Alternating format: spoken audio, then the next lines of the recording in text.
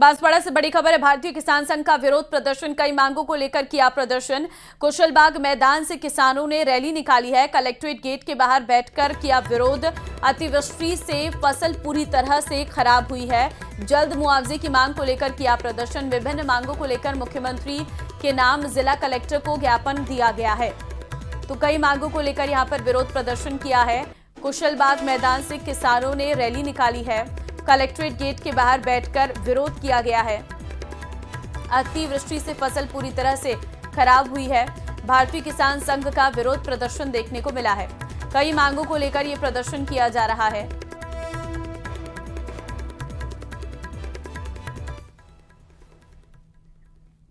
हरियाणा के फरीदाबाद के greenfield colony में बड़ा हादसा हुआ। यहां एक मकान में एसी ब्लास्ट हो गया।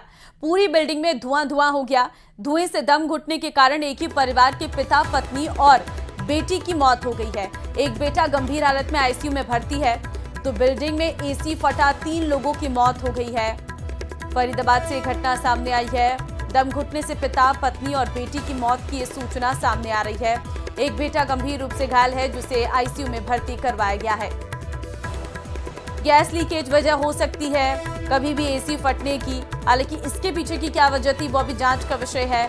गलत वायरिंग भी एक बड़ी वजह मानी जा सकती है एसी ब्लास्ट की, या फिर उसमें ब्लॉकेज होना, क्योंकि हर हफ्ते आपको एसी के फिल्टर की सफाई करनी चाहिए और समय समय पर एसी को सर्विस भी कराए रखना चाहिए। नहीं तो इस तरह की बड़ी तस्वीरें सामने आती हैं। ग्रीनफील्ड कॉलोनी में देर रात यह हादसा हुआ है। आप देखिए, घर का सारा सामान जल चुका है और पूरा परिवार एक झटके में खत्म हो गया है।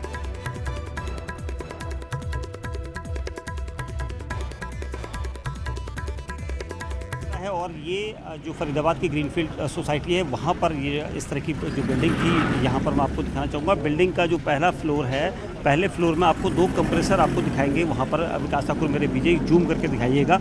यही जो कंप्रेसर आपको दिख रहे हैं, ये दोनों कंप्रेसर, इन्हीं में आग लगी थी, जिसके अंदर परिवार जो है मकान के स्वामी राकेश कुमार का था, जिन्होंने अपना दरवाज़ा खोलकर एकदम से अपने परिवार के साथ आकर ये बाहर की तरफ यहाँ से बाहर निकल आ गए थे। उसके बाद जो दूसरा परिवार था, उसके ठीक ऊपर सचिन कपूर, जो अपने दूसरे और तीसरे मंजिल में किराए पर लेकर अपना कारोबार भी करते थे। यहाँ पर बताया जा रहा है कि जो स्टॉक यहाँ पर ट्रेडिंग होती है वो ये करते थे।